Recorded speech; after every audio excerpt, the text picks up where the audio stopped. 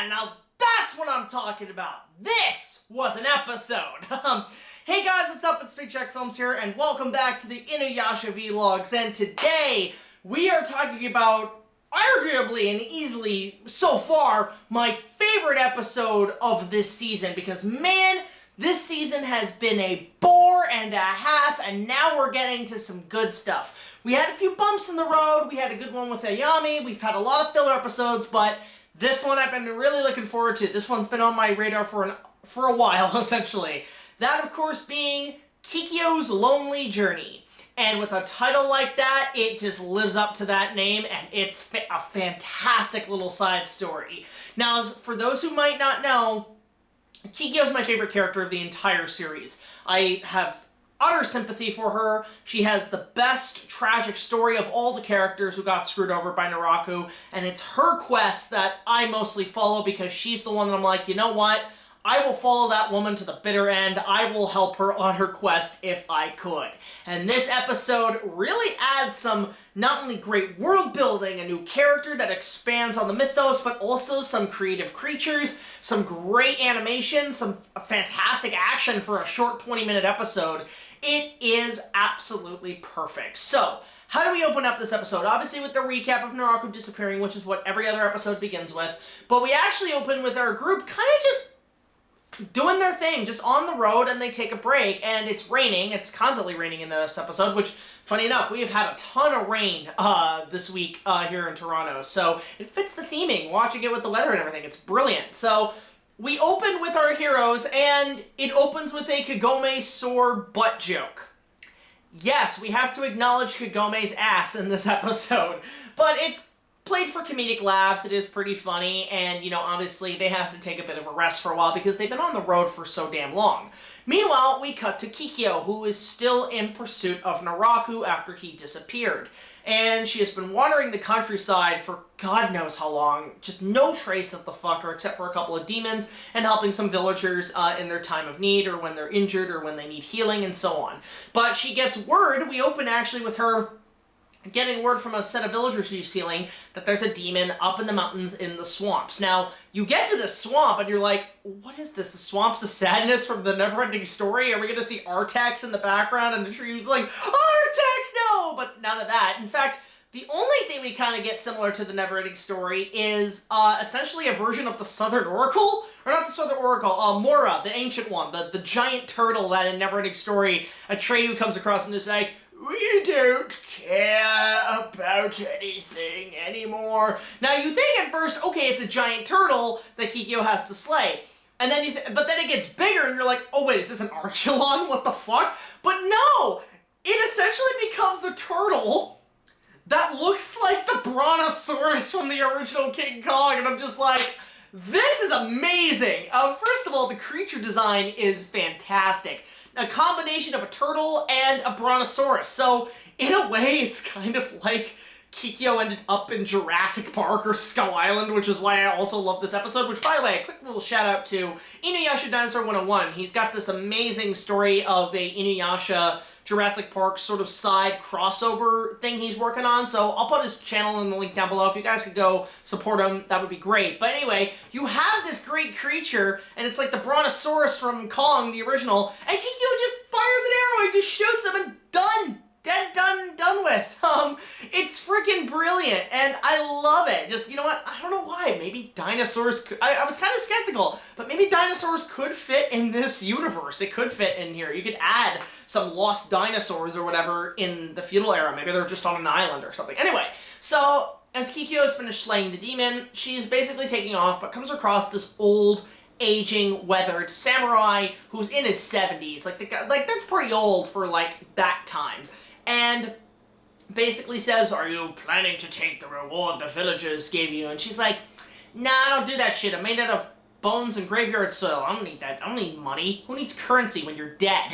So, basically, he's kind of near death. He's kind of dying. He's kind of like, he reminds me of Luke Skywalker in The Last Jedi. He's like, I came to this island to die. Leave me be. But KIKYO's like, nah, let's get you somewhere pure so you can kind of die and pass away peacefully. So they have a conversation And we find out that this bandit was actually around when InuYasha and Kikyo were in love at the time 50 years ago. In fact, he played a crucial role in the overall fate of the plot. It turns out this old fucking samurai is actually a bandit, and we'll get to that in a second. He was a bandit who pillaged, plundered, didn't give a hoot, a pirate's life for me or a samurai's life for me, whatever. He was just kind of in his element. But he came across Onigumo, the human bandit incarnation of Naraku, his origins, Naraku's origin form as a human bandit. And basically Onigumo tells him, there's this priestess named Kikyo, I need you to kill for me, and in return, I will grant you the sacred jewel, which, bullshit. Bullshit, dude! The poor fucker, the poor thief, he just basically went to go slay Kikyo for this jewel and for this reward, and he got screwed over by Naraku, or Onigumo, as you tend to do with this guy. Because InuYasha, before this bandit can, like, shoot an arrow at Kikyo, InuYasha grabs it and tosses it back at him and hits him, the poor fucker, in the eye, leaving him blind like a pirate. You know, like he is a pirate. It is a pirate's life for me in a way. But, you know, InuYasha's like, oh, how dare you try to strike my girl Kikyo. And Kikyo's down there like, InuYasha, I hope you don't do anything violent. He's like, ah, fuck it, I love him a scratch. So the poor fucker's half blind. He's got a frickin' his eyes gone, eye patch and everything. So he decides, okay, guys, let's go after this Onigumo. This guy was an asshole. He fucked with me. But then all his men left him, and he's like, and you took my crew! You motherfucker, Onigumo! I'm gonna get you! So he's like, you know, I'll get you, bitch! And he basically takes off to this village, sees his whole band of members, like, partying, got chicks and shit, and he sees Onigumo there standing proud like, I'm the lord now, motherfucker. And the bandit's like, okay, you know what? Fuck you! Burn alive! So this bandit is the reason why Onigumo was burnt to a fucking crisp. He basically lit the entire castle Onigumo was in on fire and left the fucker to burn. In fact, you see him outside like, burn! Burn! He's like, this guy, okay, I swear, this guy got the best revenge on Naraku/Onigumo out of the entire group. He relished in it, and it's amazing. But when they go into the rubble, they discover, yep, that fucker's still alive. How is he still breathing? He's like, the fucker won't die. Even he's like, how is this man not dead? So they just leave him, and I think later on Onigumo is taken in to the care of the villagers, bandaged up, but Kikyo mends to his wounds. So this guy is the reason Onigumo got burned, which is one of the biggest questions the show raised. Okay, we see him as Onigumo, but how did he essentially become Anakin Skywalker mixed with the mummy? But we find out it was because of this bandit. This bandit had left him for dead in a fire. And I'm like, this is great world building. This is a great twist to essentially what is considered a filler episode, but it's not. It actually advances the plot, and I love it. But of course, Naraku even, I think, can tell, yeah, this guy's still alive. I'm gonna kill this fucker. So he sends a couple demons out to kill him. And it turns out it's just demons spanned out from Naraku after he disappeared. Again, they're all scattered. So they go after, basically this bandit, and Kikyo's there trying to defend him, and, you know, trying to get the bow, but she gets trapped. It's the same hair demon. See, you had it with the dinosaur creature, guys, but then you went ahead and did another hair demon. It's like, come on! Give me a giant crab, or something like out of a Harryhausen movie, or an octopus, you know, something. Why does it always have to be hairy demons? Why does it always have to be devil horns? Come on, guys. You're kind of running... Are you running out of ideas for creative monsters? Let's go here. You know, give it to the Harryhausen guys. They'll know what to do. Anyway, so obviously Kikyo can't defeat this thing. So lo and behold, the bandit, out of essentially a redemption, stabs the demon with the arrow, kills it. Basically, they both work together to kill this thing. But obviously he's on his dying bed, and it's raining all the time in this episode. And as he dies, he tells Kikyo, please take my lock of my hair. He cuts his hair back and says, send this to this priest up in the mountains of Mount Hakure. And Kikyo's like, okay, I'll do that, you know? It's your dying wish. You know, you helped me. We both worked on shit. Thank you. And then the bandit says, well, I want to know your name. Just please tell me your name. And she's like, at a really sad moment, by the way, she's like, it's Kikyo. And he's just like, A joke for a dying fool. He basically dies laughing at a joke when in reality she was dead serious. And so it's so sympathetic. It reminds me of like a DC comic. It reminds me of like the Killing Joke. You know, it's like this really tragic, villainous, monstrous character gets some redemption out of a joke at the end. It's freaking brilliant. And honestly, KIKYO is now like, okay, well, I might as well fulfill the old man's wish, and maybe this will lead me to Naraku. I'm going off to Mount Hakure. So then we end the episode with InuYasha and Kagome and the group camping for the night, and Kagome's starting to get a bit of a cold. She's starting to feel sick. Now, I know there's an episode later down the line, I can't remember when it was, but it's where, like, Kagome's essentially, like, a little sick, and InuYasha takes care of her. I don't know if we'll get to that yet. I don't know if I passed it. I can't remember, but I think it might be leading to that, but the next episode does incline a bit more of a cartoon-themed filler episode.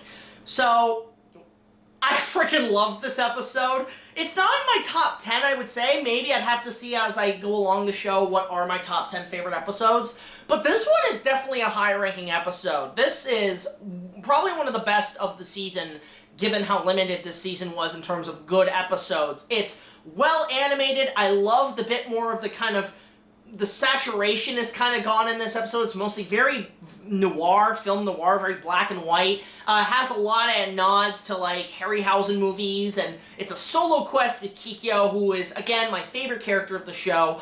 She gets such a great story here. I really enjoyed it. The bandit twist, like, the bandit, who you think is just this old, scrawny old man, turns out to be irrelevant to the plot, is brilliant, and the twist you don't see coming, and it just adds so much world building. This is what this season is lacking.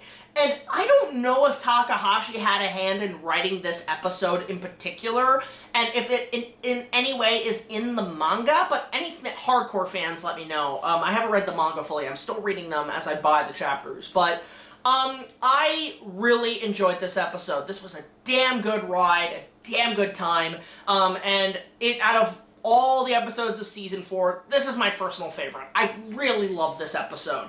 It's perfect. Plot, animation, story, acting. Willow Johnson. I have to give major credit to Willow Johnson. She's somebody I haven't really mentioned in this review series, like these vlogs, is that Willow Johnson is the English voice for KIKYO. And she is an amazing actress. In fact, I think she came back for Yashahime. But she is one of the best actors on the series as a whole in the English dub, but she really gives her A game here. This is her episode, and her character, this is her episode. It's just marvelous. I can't praise this one enough. This is a high-ranking one. This is a 10 out of 10, especially after all the shit we've been through this season. I really dug the hell out of this episode. Can't praise it enough. I'd highly recommend it. Check it out. It really advances the plot. It's a great KIKYO story. I know the KIKYO haters are out there. I don't give a fuck. Come at me, y'all. Love this character to death. This is a brilliant episode. So, again, let me know your thoughts on KIKYO'S Lonely Journey in the comments section below. And don't forget to support our Patreon. Just $1 more will get you access to all of our early content, as well as other special features. And the funds will go towards our show, as well as a potential InuYasha fan film down the line.